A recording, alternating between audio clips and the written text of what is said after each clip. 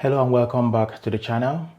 This video is going to be about Codex, both as the AI agent that can be used to help you to build applications, to analyze applications, to do code reviews, and all those things that a software engineer would do. We'll also discuss briefly Codex as the language model that powers the AI agent, Codex.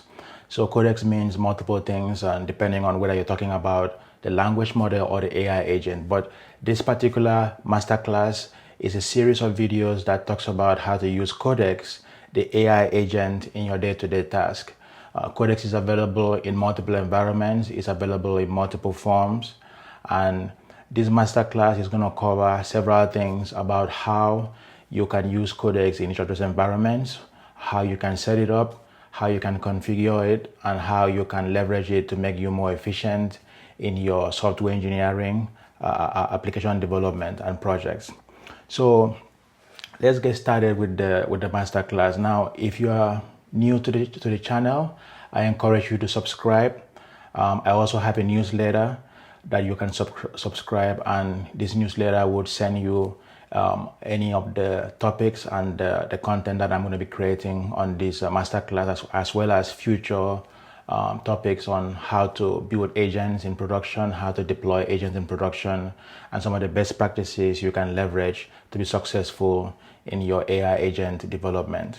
Now, a little bit about myself. I'm an AI architect. I build AI agents in production. I guide customers and I consult with them on how they can do that in production. I am also a contributor to several open source projects, namely the Pydantic AI project. I've also contributed in the past to LangChain, and then I support and I contribute to the MCP specification project, as well as the agent-to-agent protocol specification project. So that's a little bit about myself, but this masterclass is going to be about Codex. So Codex is kind of like a loaded term. Codex can mean the AI agent, like the one available in VS Code for you to use. Codex can also mean the language model that was fine-tuned. GPT-5 was customized and fine-tuned to be used to support Codex, the AI agent. So when you're using the word Codex, you have to be careful what you're talking about, whether you're talking about the AI agent, the harness that can be used to help you in software engineering and software development, or you're talking about the language model that powers the AI agent. So Codex is available in different environments, depending on how you want to use it. So it's available in IDE format. So there are multiple IDEs that are supported. VS Code and any fork of VS Code, like Cursor, like Windsurf. There are extensions for you to use Codex, like what you're seeing right here on the screen. The language model Codex is also available inside these agents. So we can use GPT-5 Codex, GPT-5, and just the GPT-5 model, and you have different intensities. I typically recommend you go with the high, depending on whether you want it to be more analytic. If you have very specific instructions and you just want it to execute, then you can reduce the reasoning level to low to do that. So Codex is available as an IDE. It's also available as a CLI. So if you are running Codex as a CLI, you can do this. So we have different ways to interact with it. So we just type Codex, and it opens up, and then you can use it. And then if you specify the model command, it will tell you which language models are available. So similarly, just like how you had it in VS Code, where you can specify the language model, you can also do so in the CLI.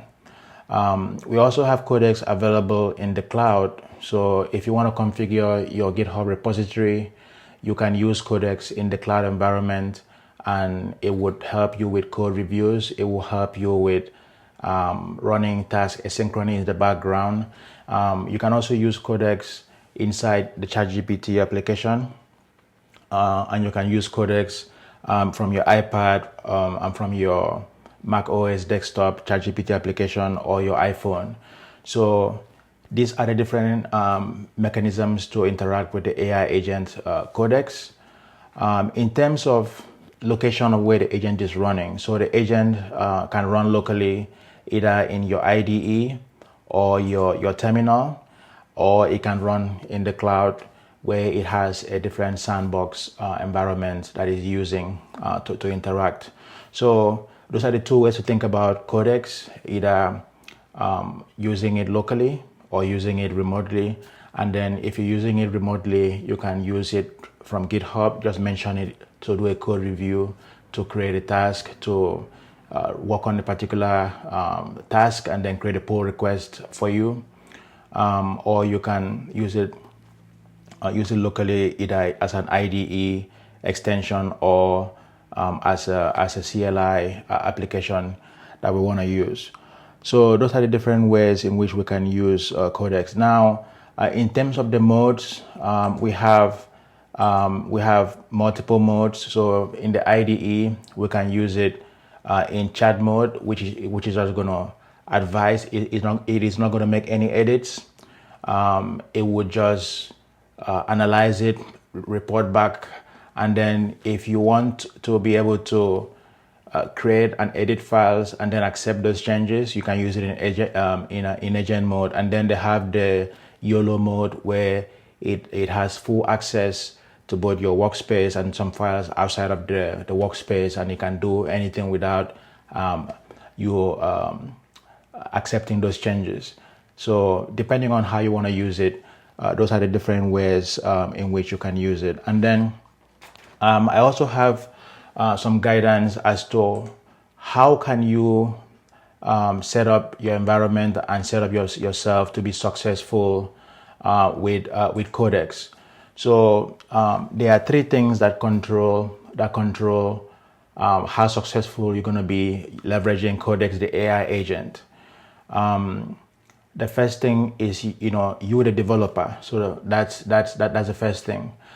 Your experience level as a developer or engineer or architect, your mindset, what you are able to imagine, following the best practices is really going to help you to be successful when you are doing this.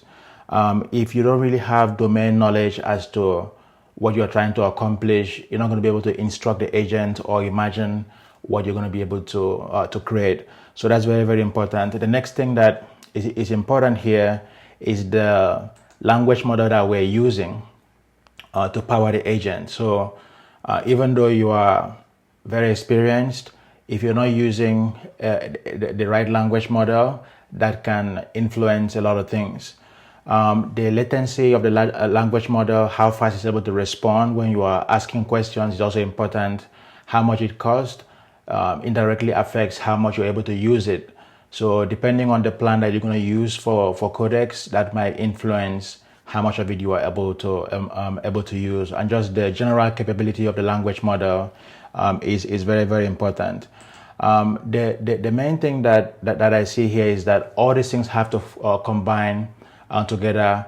The agent itself, what the agent is able to do, the harness is also a very critical factor. So the person, the language model powering the agent, and then how the agent itself is configured really makes it possible. So this is why you have to be aware of the different environments in which you can use Codex, both as an IDE extension, as a cloud-based asynchronous application, and also in the terminal. Because all these three things together, alongside the best practices, really makes it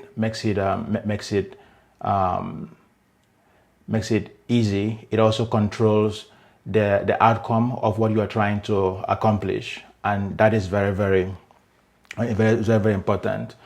Following best practices, you have to make sure that you set up unit tests, you set up functional tests, you set up linting, static analysis, and all those things, because Codex is going to use this to verify when it completes the task, to make sure that it abides by your expectations and the best practices of the team. Just like how you would expect a new developer coming to your team to follow the coding standards and to follow the best practices before checking in code.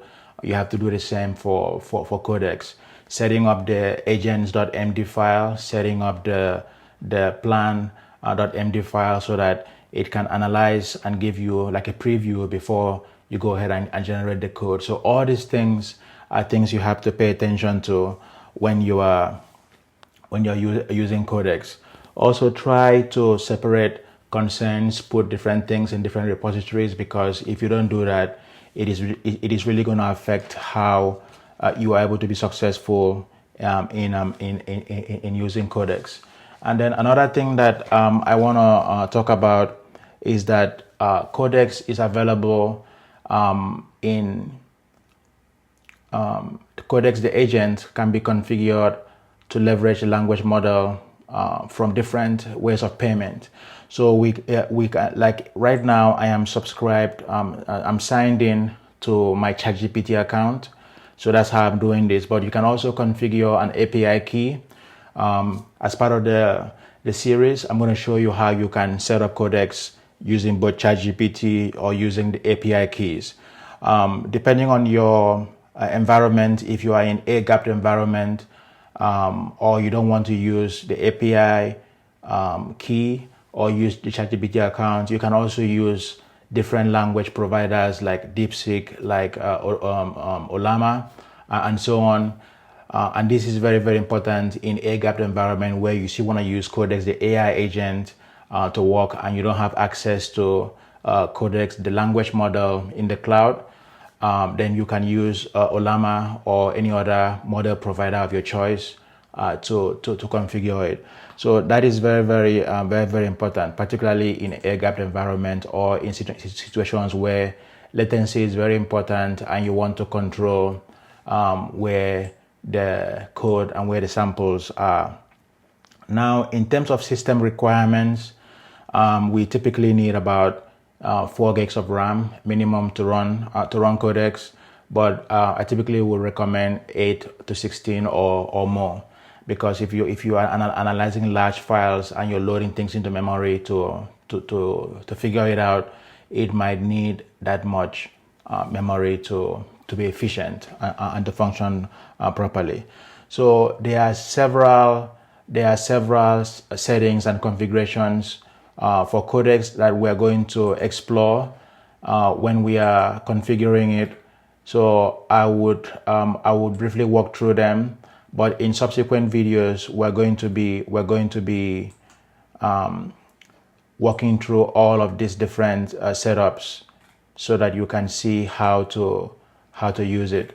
So you have like the settings. If you're doing this in the CLI, you can specify the model, and I would generally recommend you go with the high reasoning model, the high level of reasoning, because that would help you get the most performance. It might take a little bit longer to come back, but that would be good.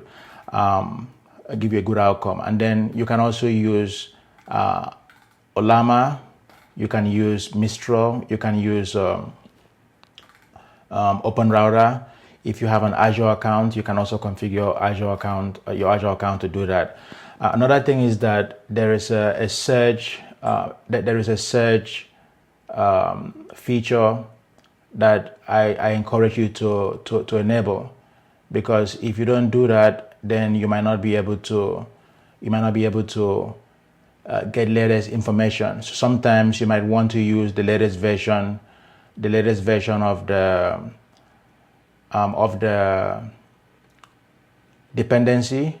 So if you don't configure the search parameter, I'm trying to find the documentation for search, but search is a very important feature here.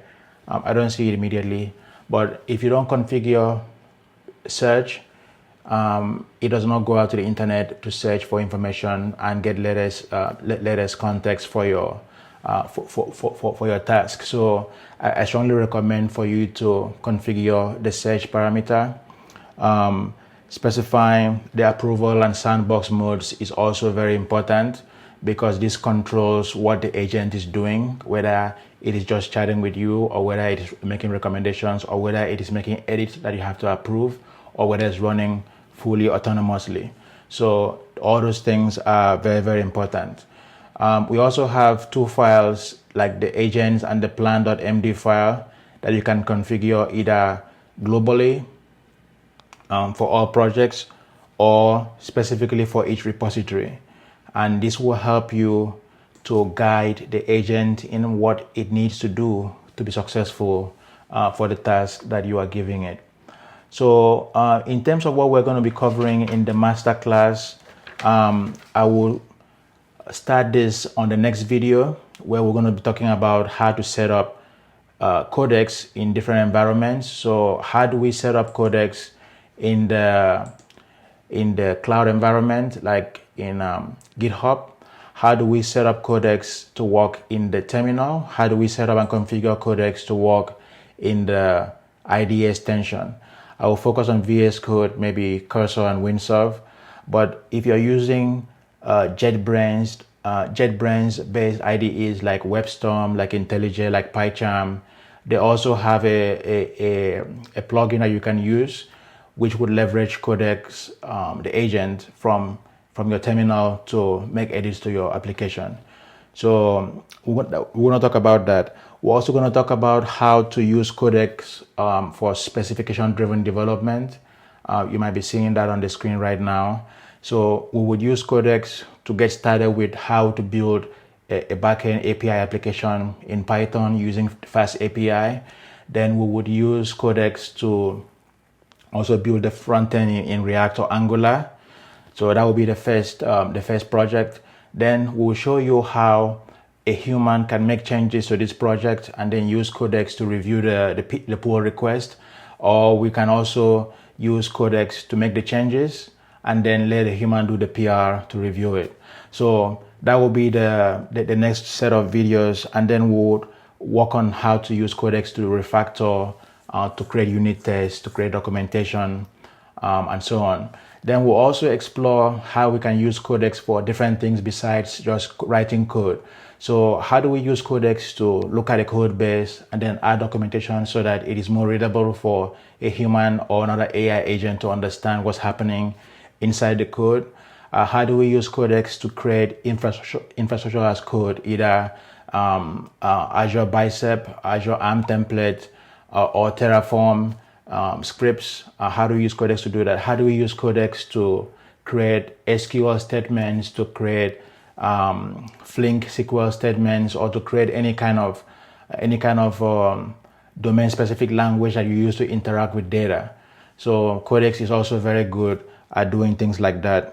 So this is the overview of the masterclass that we're going to be doing. If you like content like this, I encourage you to subscribe to both the YouTube channel as well as my newsletter, so that whenever these new contents are coming out, or I have blog posts, or I have new videos, you'll be able to find out as soon as possible. So that's what the masterclass is going to be about, a series of videos on Codex, the AI agent specifically, as well as Codex, the language model, and why it is different and why you need to use it, and how you can position yourself to be successful in leveraging it to accomplish your software engineering or architecture design task. So thank you very much for watching the video. If it was helpful, please give it a thumbs up, like it, and share the video with someone else. Subscribe to the channel, subscribe to the newsletter, so that when we have the upcoming challenge or the upcoming live stream, you can be able to find out and sign up as soon as possible. Thank you for your time, and I will see you in the next video in this series.